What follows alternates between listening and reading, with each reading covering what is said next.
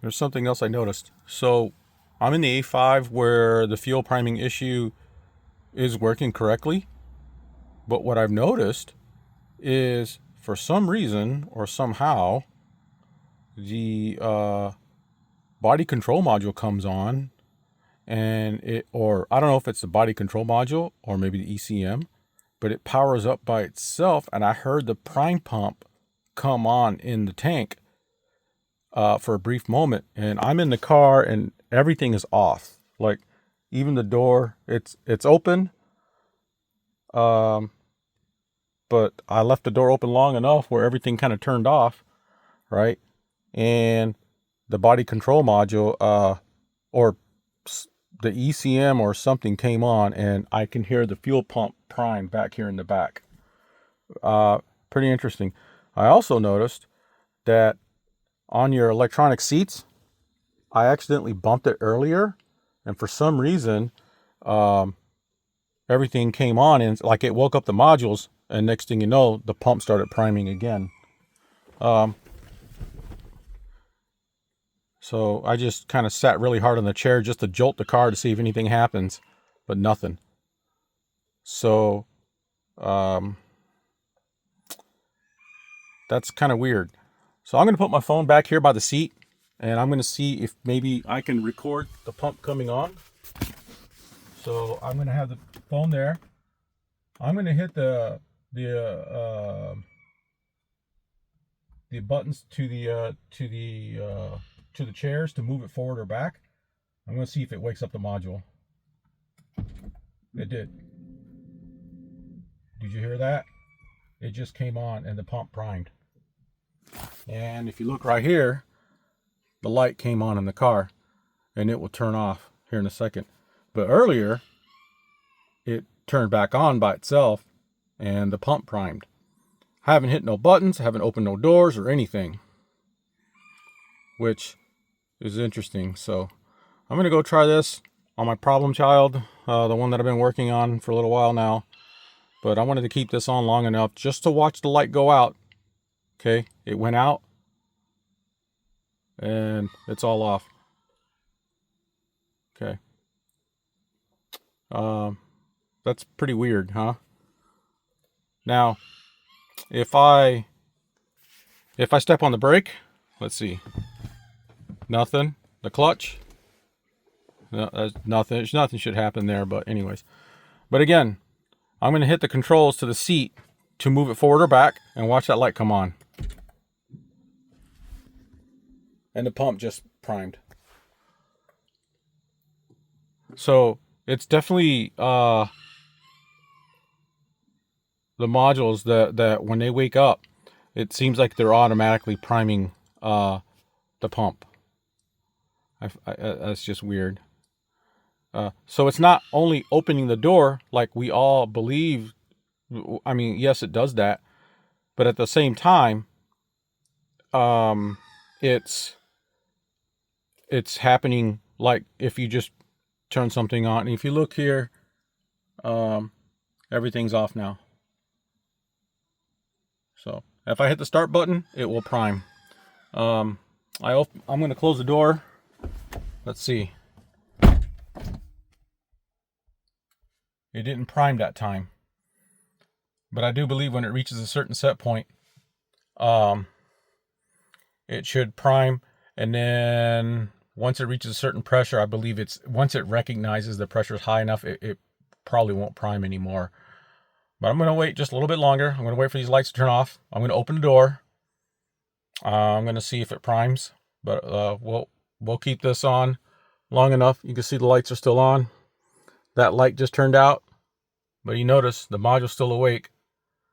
All right, it's going to go to sleep here in a second. No, like I said, as long as nothing else is being operated in the car, there you go. It just turned off. Now, you can go back here. I'm going to put the phone right here by the chair. I'm going to open the door and see if you can hear the pump prime. That was it. All right, so it did prime. Pretty interesting though. Uh, so it's definitely it is definitely being powered by the modules. I mean, something is sending the signal, so the ECM wakes up and it thinks it's about to get ready to get started. Um, but yeah, it's definitely you know related to the module. Now, when that light turns off, I think I heard a click. So I can put it here really close. I don't know if you'll hear anything yet. We'll keep it quiet.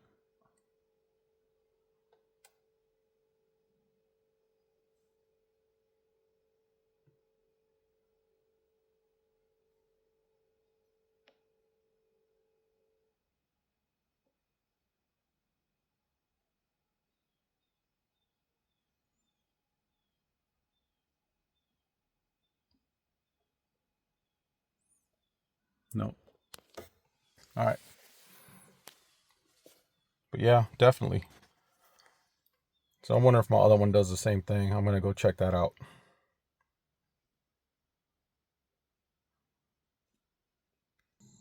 So now I'm in my S5 and okay. So that light just turned out. Obviously the module's still awake.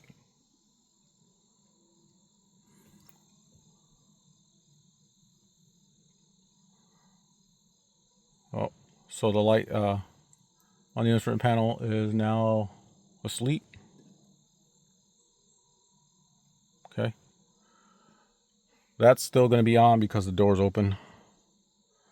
So, but you notice how the light came back on? And this light should turn off here in a second. So we'll give it another go here in a minute.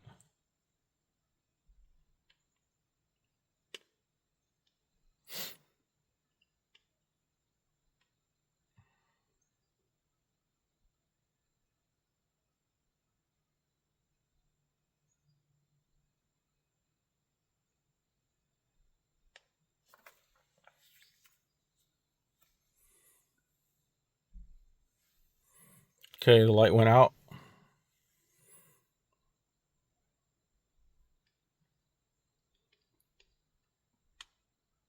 All right, now the light's out. So I'm going to hit the power button on the seat to move it forward or back, and let's see if it wakes up like the other one. Yep.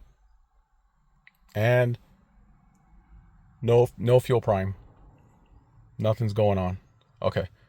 So it's definitely it's got to be something relating to the modules.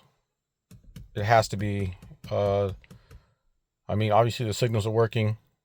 I'm going to double check the relays, but the last time I pulled the relays out and checked them, they were all functioning correctly. But I will check one more time, make sure there's nothing going on in there, and go from there. So, as you see, the light's off, and everything's going. So, if the modules are waking up, it's supposedly got to send signal to the ECM, I'm guessing here, and to have it come on. I mean, the other one did it consistently. But I believe there was mention about an extra sensor on the fuel system, your low pressure one. I think once that hits a certain pressure, it will actually disable it once it hits to a certain set point. Now the G410 410 sensor on this car, it is new. I did replace it. So I just did that. I mean, it was very inexpensive, so I did it just to kind of save me a peace of mind and make sure that wasn't a problem. So I'll hit the seat again. And no prime. So for sure, there's something. It has to be something, or unless it could be a connection, maybe from the module to the ECM, maybe, because the only data line or the PWM wire, it's a one red wire going to the controller. That's supposed to send the supposed power, for like it's PWM, so, or pulse width modulating. That's supposed to allow the pump to work. But when the car's running and you start it and run, it runs fine. When you're driving around all day, everything's good. It's just that when you let the car sit for an extended period of time, it does show signs of like a little bit longer crank times than normal. So, but there you have it. Pretty interesting though. I'm actually kind of enjoying this troubleshooting because it's definitely, I mean, this would be considered like a drivability issue. Drivability issues are mechanics or technicians' worst nightmare. They are very hard to diagnose, and this was definitely a challenge. So, but I'm going to continue on. I'm not going to give up just yet until I get to the point where if it is a module, then I'm pretty much dead in the water, because I believe you got to have access to the servers from Audi, permissions and things like that to reprogram and do all that. And I mean, if it is a module giving me problems, then I'm pretty much dead in the water at that point. But I'm going to try to get to that point to where I know, well, I think it is. If all the wiring checks out and it's all good, then yeah, it has to be. I mean, it's either going to be it's got to be one of the modules that tells the ECM, hey, look, everything's up and powering up. We're about to get ready to start. And then the ECM, I believe it kind of sends the power out for just 2 seconds to allow the pump to prime, and then it shuts off. And then if you hit the start button, everything should start up immediately. But that's what I've gotten to so far.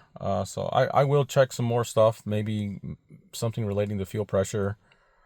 But man, it's definitely a hard egg to crack on this one. So anyways, any comments would be appreciated. I am getting a lot of help from some other people on Audi Zine forum. They've been very great help, trying to give me some knowledge and a little bit of guidance on their end. And everything they're saying, I've been following it just to test all these things.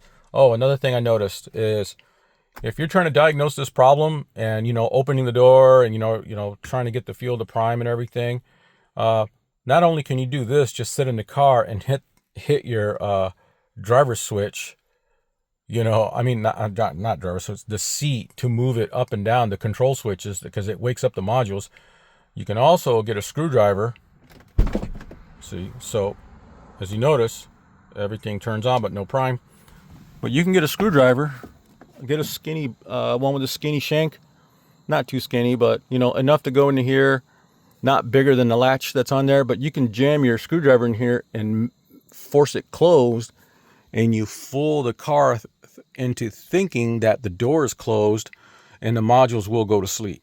And then if you want to do your test, all you do is pull on this door handle to undo the latch, and everything will come on.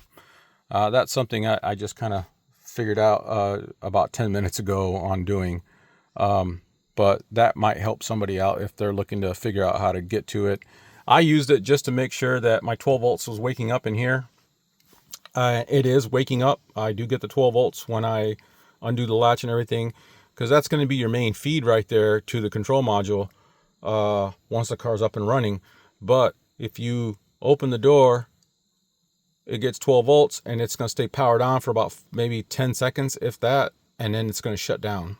And you'll start losing voltage at that fuse number 3 spot. So that's just something to maybe help out somebody. But anyways, that's where I'm at right now.